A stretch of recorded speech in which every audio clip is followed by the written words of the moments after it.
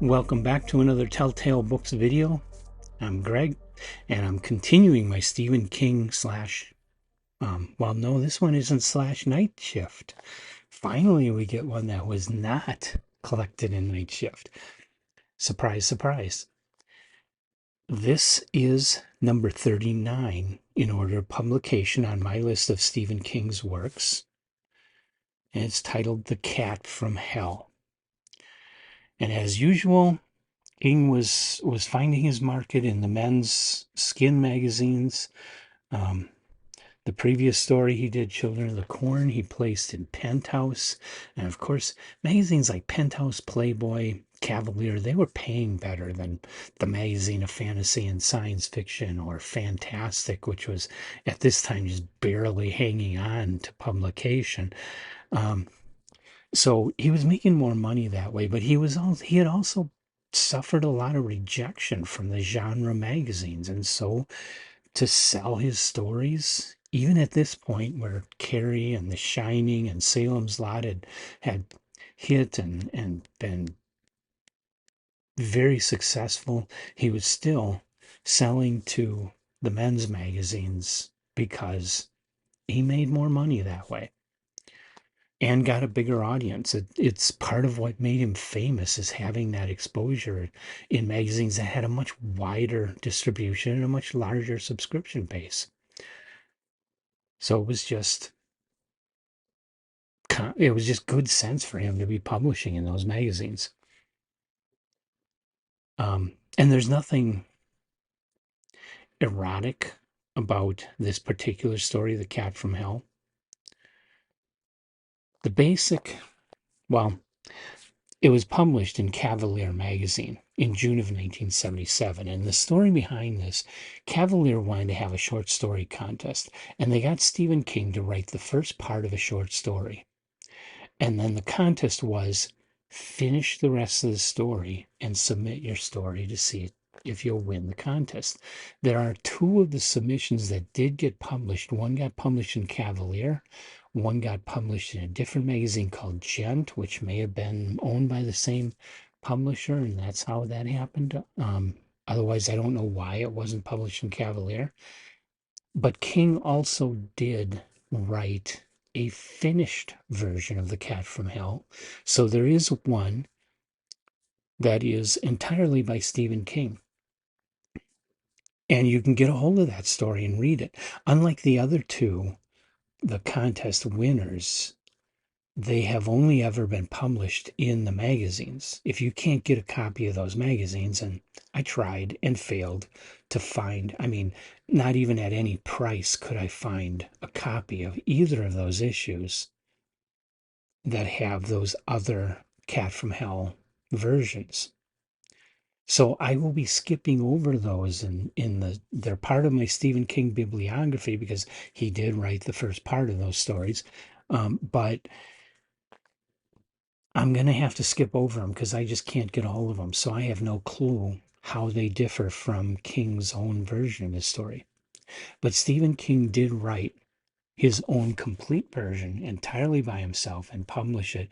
It was published in the June 1977 issue of Cavalier and wasn't reprinted until just after sunset. It was included in this collection in 2008. So a long time later, 30 years later, he finally puts it in one of his short story collections. And I just got to say, I usually like an illustrated cover, but I am a graphic designer and I absolutely love what they did with the lenticular printing and the way they handled the type and blurred the type like it's kind of zooming.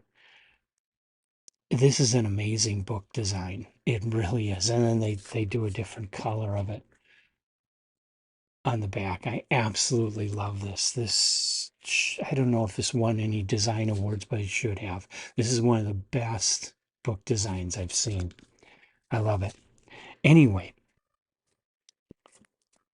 it's in Just After Sunset, which is where I've read it. This is my copy of Just After Sunset that I bought used.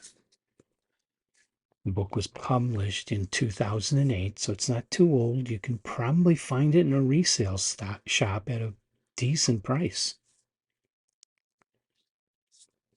So, what is Cat from Hell about? It starts out with a hitman talking to an old guy in a wheelchair.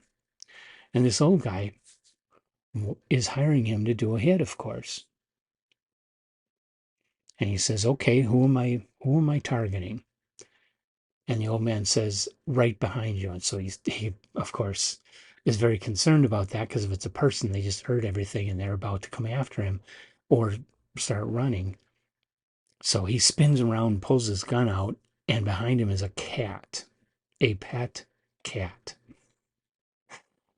sitting there in his head. And the hitman actually loves cats, but he's being paid $12,000. So, hey, what's one cat being snuffed out? He's going to do the job. It's what he does. So he picks up the cat, takes the cat with him in his car. I'm going to take him somewhere and rub the cat out. Um, all I'm going to say is it doesn't go particularly well for the hitman, because this really is the cat from hell. And I'll stop at that. The story does get pretty gory and is very disturbing, and the ending in particular is an image that is not one you'll soon forget. I thought this was a brilliant story, very well told. It's only a short story, but it's everything it needs to be.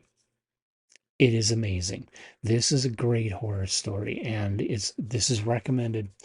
Stephen King fans, horror fans, anybody who wants to dip their toes into horror, um, somebody that just wants a damn good short story and is okay with reading horror stories. This story is recommended to you because it is excellent. I love it. And so it is also a top tale. It's a telltale top tale, and it's on the list. So I will modestly recommend that you give this story a try. You may absolutely love it, just like I did. And I think I've mentioned before that for a very long time, I avoided Stephen King because of his popularity, because he wasn't science fiction. I just didn't want to read his work, and I avoided it like the plague. And I finally decided to start trying Stephen King, and I have been very pleasantly surprised, very excited with each new thing I experience in Stephen King's bibliography. Each story I read for the first time, I get to the end, and well, not all of them, but many of them, I get to the end and I'm just like, wow, this guy is good. This is excellent horror. And so now I can see why he was so damn popular for all those years, because everybody else knew what I didn't, what I was missing, what I was unwilling to experience. I'm correcting that. One story at a time. I'm still in 1977. I've got a lot of years to go. So, as I've said, The Cat from Hell was number 39. The next story, number 40, is another one from Night Shift, The Man Who Loved Flowers. Number 41 is another version of The Cat from Hell. I will be skipping that. Number 42 will be the novel Rage, which I do have a copy of, and I will be reading it and doing a review of Stephen King's Rage that he published as Richard Bachman. And then number 43 is that third version of The Cat from Hell that was finished by somebody else for the contest. And 44 is back to another Night Shift story, Jerusalem's Lot. I hope you'll come and join me for all those. If you have comments to make about The Cat from Hell, if you've read it, let me hear them. Let me hear what you think. I don't know everything. Let's hear what you think, and maybe you know something about this story that I don't know. Leave it in the comments. I want to hear stuff like that. Let's get a dialogue going about these stories, more than just me sitting here talking at you. Let's do that. So come on back and experience a lot more Stephen King to come, including we will finally soon wrap up, I believe, number 48. Quitters Inc. is the very last Night Shift story.